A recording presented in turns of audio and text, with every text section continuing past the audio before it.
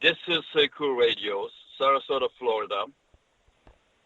My guest today is Nicole Melichar. She's a professional tennis player from Florida, Stuart, Florida.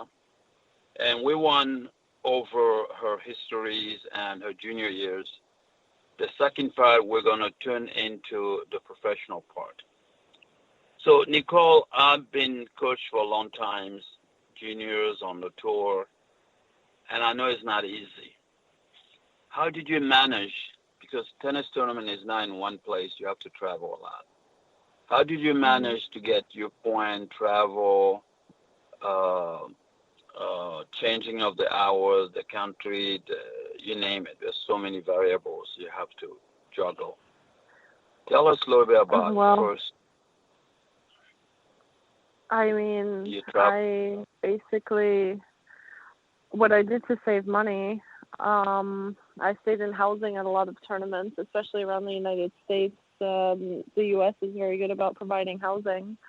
So that saved me a lot of money because it's easy math, $100 a night at a hotel times 7 nights, that's $700. You can do a lot with $700. And I found a trick with an airline that let me cancel the flight for free, but I could save the money on the airline as a credit. So to go from one tournament to the next, I would book 3 flights in advance for Wednesday or maybe Wednesday, Friday, and Sunday.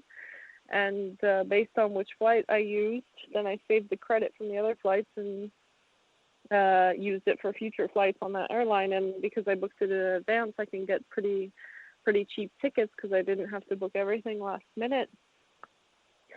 And with changing time zones and altitudes and everything, changing time zone, I think you need to eat on the right schedule when you get there so your body knows, hey, it's breakfast, hey, it's lunchtime, hey, it's dinner time, and you force yourself to go to sleep.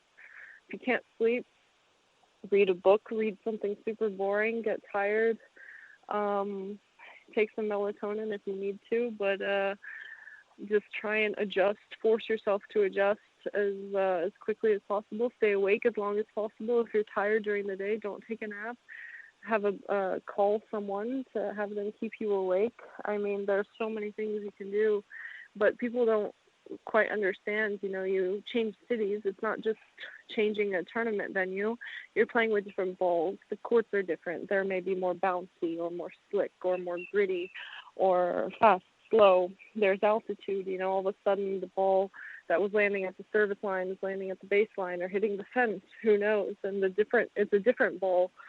And it's hot, it's cold, it's humid, it's windy, it's not windy. The sun is super bright.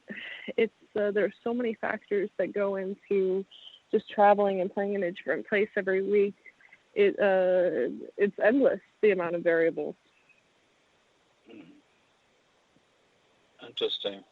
You're right. I have to live all that.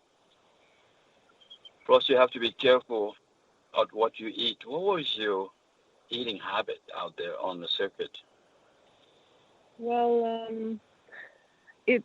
when I was trying to save money, instead of eating out, I would go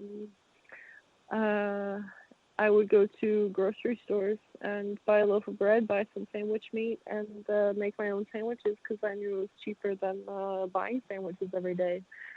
But if I would stay in housing, I go to the grocery store, buy the food I wanted, cook my own breakfast and things like that. But generally, my eating habits, I eat 3 meals a day with snacks in between, sort of like your generic recommendation. But I don't eat gluten-free. But before a match, I do feel better if I have something that is without gluten. So if I have pasta, I will eat a gluten-free pasta, or I'll eat rice. I choose not to eat red meat during tournaments because red meat I feel makes me feel heavy. So I choose white meat or fish.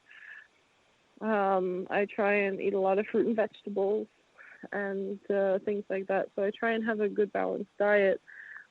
just with some little adjustments that I've learned over the years that work for me, because I think everybody is different. I don't think there's one diet that can work with everyone. So, if you have to school us, what was your breakfast like, your lunch and dinner? Can you share that with us? Yeah, I mean, for breakfast, it varies. I usually don't have the same thing every day. Some mornings I'll have a small omelet, maybe with some toast. Maybe I'll have some oatmeal or some granola cereal with yogurt and fruit. Those are things that I tend to eat. I do like fruit a lot in the morning, especially when I'm at tournaments. For lunch, it obviously depends if I have a match or practice, but I do like to eat a light pasta. Like I said, either gluten-free or maybe some rice, have a little bit of tomato sauce or chicken, some light protein on it, but nothing too oily, nothing too cheesy, just very light. Or a sandwich, maybe an avocado sandwich or a turkey sandwich, something like that, I think is always good to get you by. And then for dinner, I'll definitely eat a bit more. I'll have some protein to recover, maybe some grilled salmon or something with a lot of vegetables, a salad, and then some sort of carbs to regain the carbs for the next day. So those are things that I tend to like to eat. Now, you mentioned something about the fly, a trick about the fly. I'd like to take you back to that. You said, I would like you to elaborate. You book a 3 fly, and did the airplane allow you to do this? Because some airlines are very strict. They don't. How were you able to convince them to be able to book 3 times and use it for credit, or it depends who is on the other side of the phone?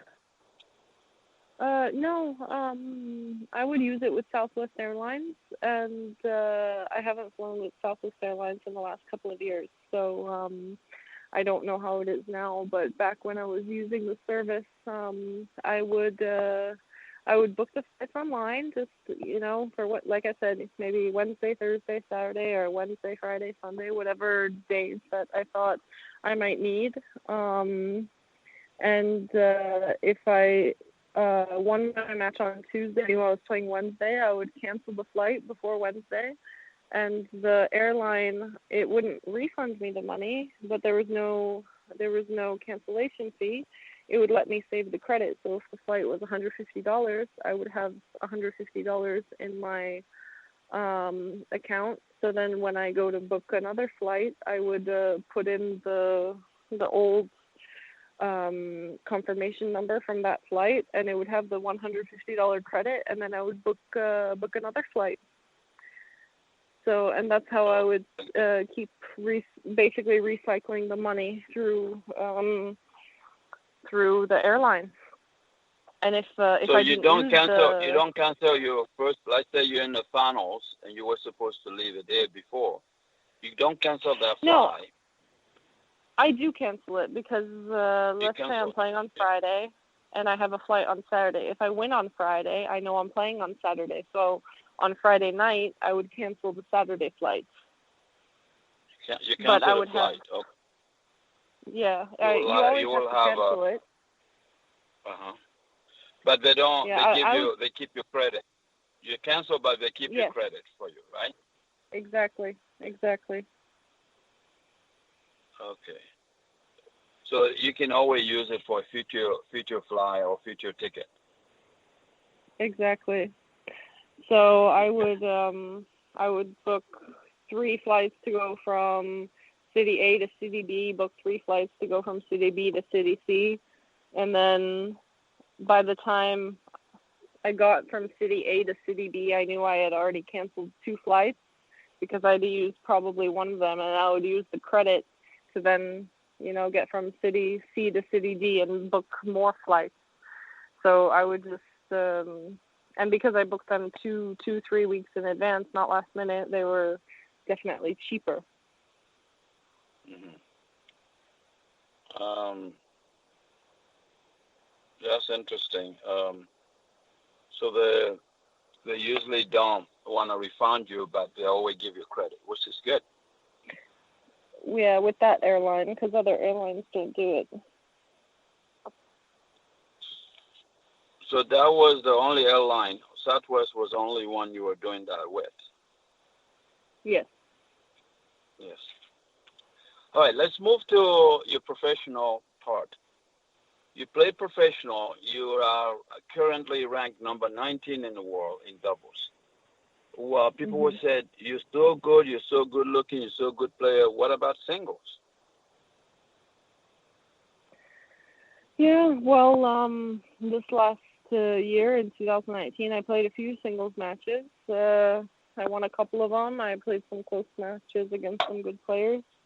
I mean, I do like singles, but I believe in my gut that I think I could be top 100 in singles or top 200 for sure. Nicole, in the situation of the doubles, it's not easy to find a doubles partner because everyone is busy to play singles and doubles.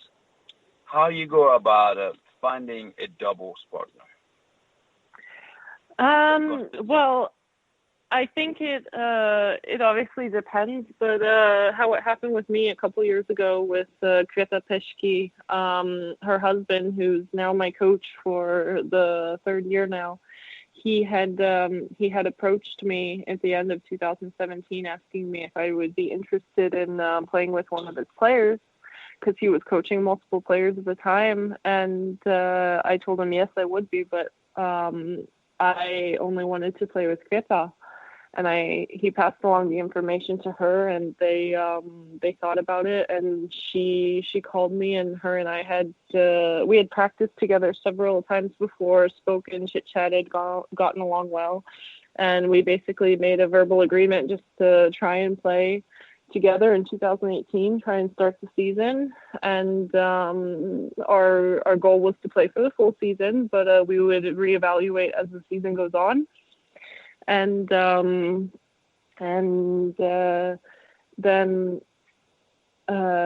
we didn't really start the year that well, but we reevaluated after Miami, and we said we feel good together, we feel like we're learning, and that we want to continue.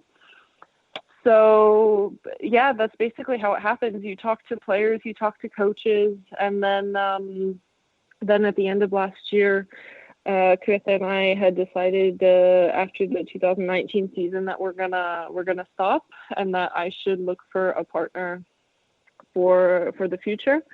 And so my coach sat with me, and we browsed ideas, and we made a list of players that maybe I would fit well with. And all the players on tour from either playing against them or practicing with them and stuff. And I reached out to some players that I thought would fit well with me, and one that had mutually agreed and who we had decided to partner up with is Yifan Xu. She goes by the American name Julie. She's from China, and so her and I started out the year together this year. And so yeah, basically reaching out to players and just thinking that your games might match, and agreeing on a coaching situation if you're going to have your own individual coach or work with the coach together. And I think all that needs to be talked about and decided beforehand. And obviously you can adjust as you go, because not everything